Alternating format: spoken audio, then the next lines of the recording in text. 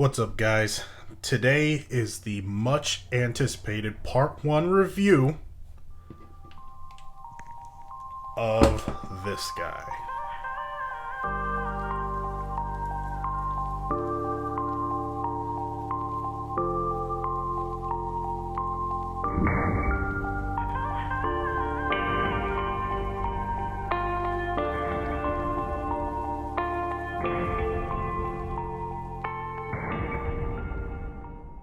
Alright, here we go, guys. Real quick before we get into this, please don't forget to share, like, comment, and subscribe if you like the content that I'm putting out. Also, I do have a Buy Me a Coffee page. All of the proceeds on that page go to getting content for the channel for review.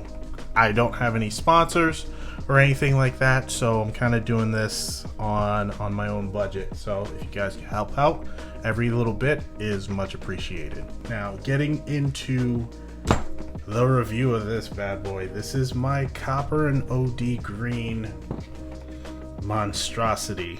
This is just something I cooked up. I was looking at the new FDE SCT-19 frame that came out about a month ago, and I was trying to figure out how I can OD green that thing. So this is my creation. I just kind of slapped parts to this to see if I could come up with something that's a little different. Now, this review is going to be done in 2 parts, mainly because when I took this out to the range for the first range day, I was short on time, so I didn't get to zero my sights, didn't get to zero the red dot or anything like that. I was just basically function testing everything so that I could get this video out to you guys as soon as possible.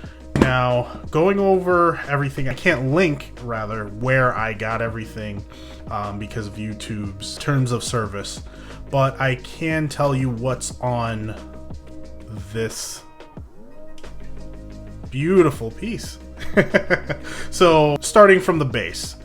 Now, this used to be an FDE, as you guys saw on the short. This used to be an FDE frame. So what I did was I actually writ dyed this bad boy using a few methods and a lot of colorful language. I was able to get it relatively close to the slide so that we could have some cohesion in the overall scheme. I'm not going to go into detail how I got this color. There's a bunch of videos online about dyeing like mags and frames and whatever. So if you guys want me to go into that whole recipe and how I cook this up, I'll make a separate video for that. But just know that that's how I got this color. This was before SCT actually came out with the OD green. They do have now 4 colors for these frames. Black, FDE, OD green, and gray. I think it's just gray. I don't know if it's sniper gray. I'll probably correct this in post. But this exact color you can't buy. You have to make it. So that's what I did, and I think it came out beautifully. Getting into the meat and potatoes of everything I have on here. Now, this one I wanted to do with the new Glock Gen 5 performance trigger. This is a Gen 3 frame. You can get the Gen 5 trigger housing and trigger bar in here. The Gen 5 shoe you cannot use with the Gen 3, so you have to use a Gen 3 trigger shoe, and that's where this exact trigger shoe comes into play. So before we get into that, let's just start from the bottom. What I got on here, I'm gonna take this out off camera so that YouTube doesn't hang me. So this is just a regular 10 round because I don't live in a free state Glock mag, but there's a lot of parts on here from the same manufacturer. But this is Thrash Tactical. They make some really awesome, really aggressive parts for your Glock, and oh my god, I'm so glad I found these guys because I'm loving the fact that they had this in copper. This is just a regular weighted base pad, but it definitely goes with the overall color scheme that I was going for with the copper and the bronze. So that is awesome. Really, really nice base pad. So Magwell, I initially tried to get the Agency Syndicate polymer Magwell to fit on here, but it wouldn't. It's just that the back part of this grip is a little bit thicker on here than the polymer 80, so you cannot fit that on here. But I was able to use the Tac Bro, that's what this is, Magwell on here that fit perfectly, super easy, and it does not move. It's rock solid, and I love it because it really gives you a nice purchase on there. I was going to do this in bronze, get this Cerakoted or Duracoated bronze along with the front, but I think the black really blends with the black pieces that I couldn't get Cerakoted or anything that had to stay black, but that's completely fine. It actually looks pretty good. The pins are actually from Go-To Gear. They do a bunch of Cerakoted pins, the takedown lever, and the slide lock slide release. They did that in a bronze, and that's what I was going for because I have some other bronze parts here, but we'll get to that in a minute, and I wanted it to match, and those came out really good. One thing to note is the tolerance stacking was crazy with this build, so that's one thing to note. These pins went in really tight, especially since they're Cerakoted. So if you're going to do something like this, just make sure that you know what you're getting into. You're going to have to use a little bit of force to get them in there. And then to get this to work properly, you may have to back out that pin just a little bit just to give it some room to spring back. So that's what I had to do, and everything's seated in there perfectly. Well, not perfectly, but everything's seated in there functionally. And that works. So I'm happy. You know, if you have a new build like this and everything works the first time, that's great. My copper extended beautiful mag release, also by Thrash Tactical. They make this in copper.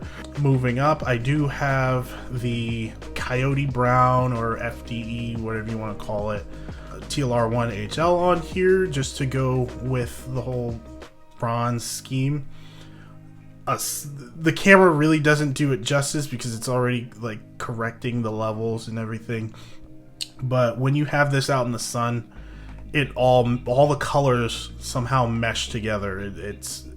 It's really weird and great how it just goes together.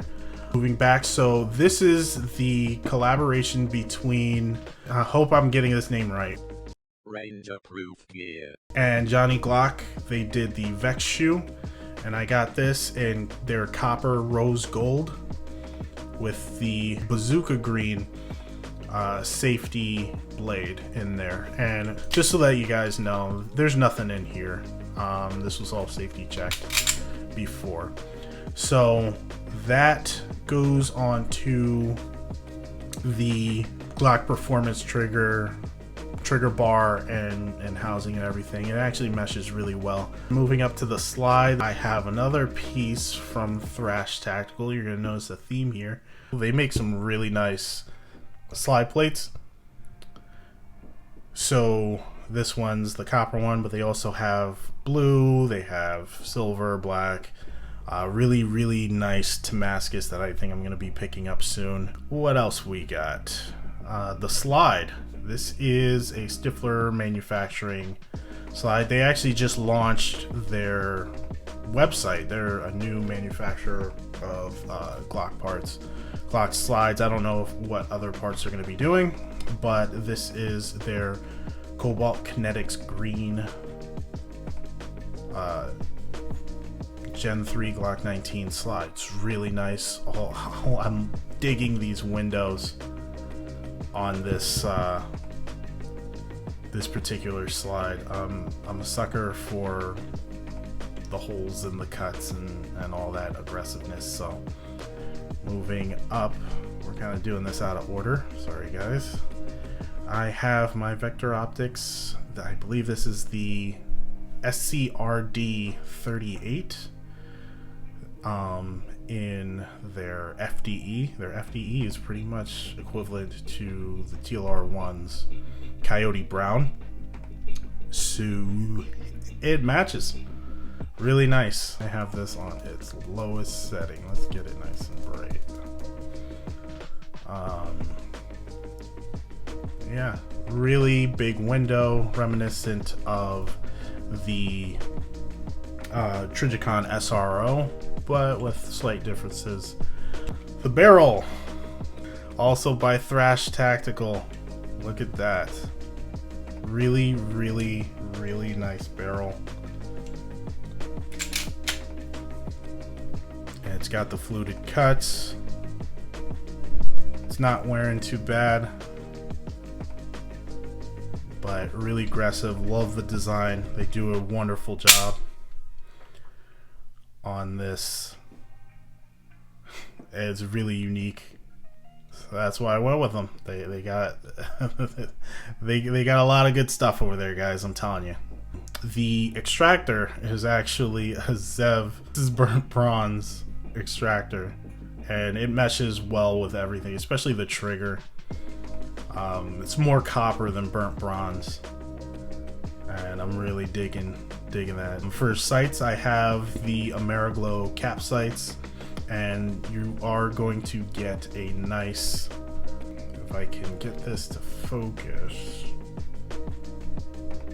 yeah, lower third co-witness, just because the frenzy sits so low. You can use your regular night sights, Glock sights, or if you want a little bit of higher co-witness, you can use, you know, your suppressor height sights. But either way, if you're direct mounting this optic, it's gonna allow you to co-witness your iron sights, which is awesome. And last but not least, I have the Strike Mass Driver comp on here for flare.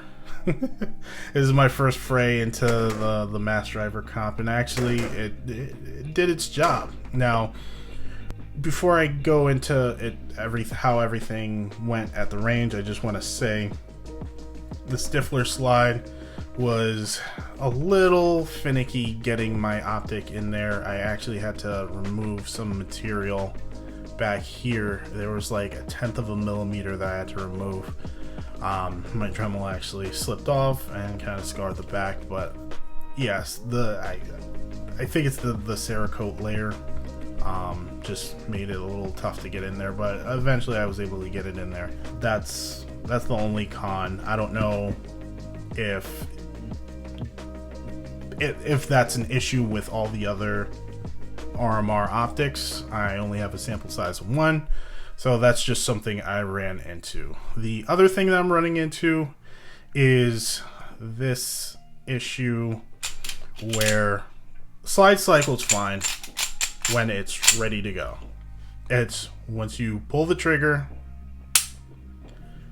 and then, you pull the trigger, let go, the slide's catching a little bit, and I'm stumped as to why it's doing that. I thought it was the connector catching on the groove to allow the trigger to reset on the slide, but because there is some marring there, like right in there.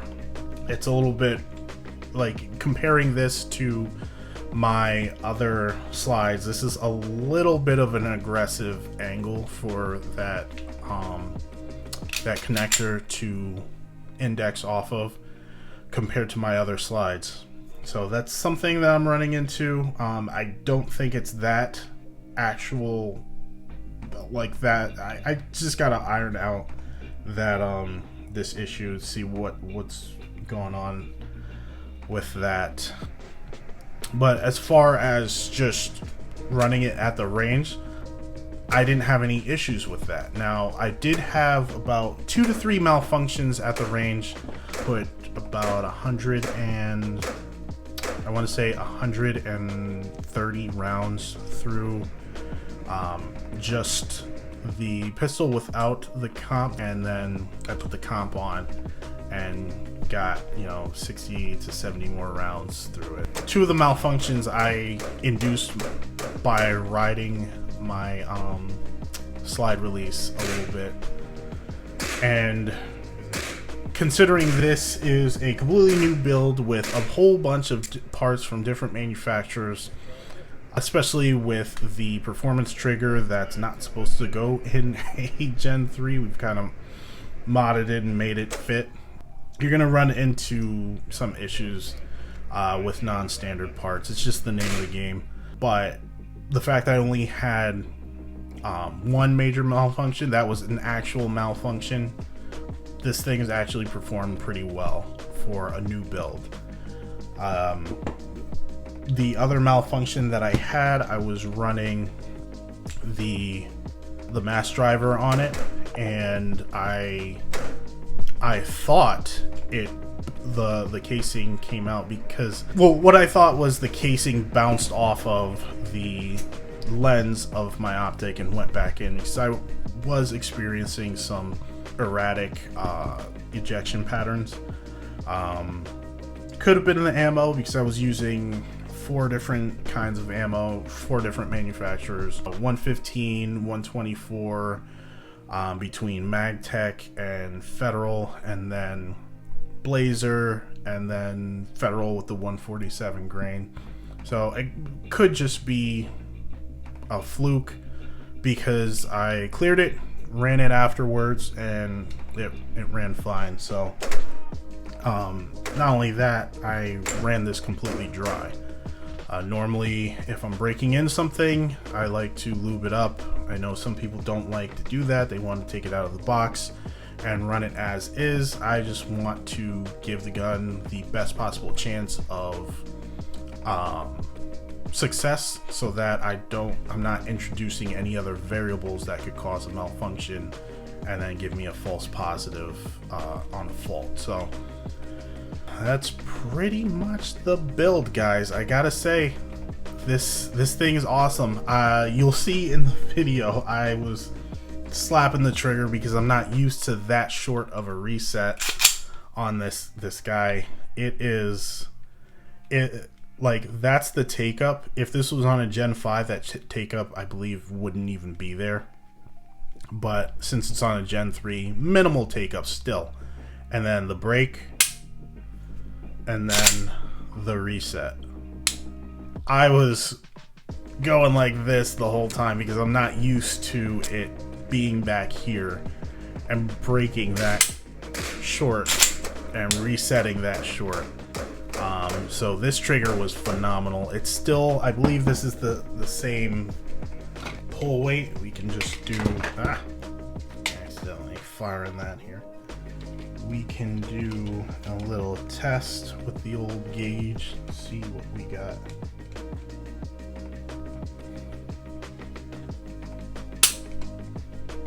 So that's breaking right at 4 pounds.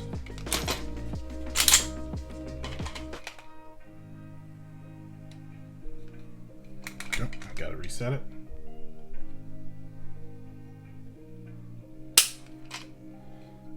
Right there, 4 pounds exactly. So that's completely fine. If I wanted to, I could put a lighter spray in here, bring it down to 3, but 3 to 4 is perfectly fine for me, especially with this short of a reset.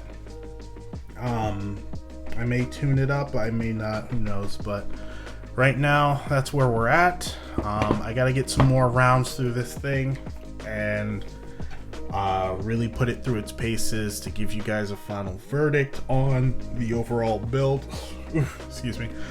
So guys, stay tuned for part 2 when we take it out to the range and we do some training with it.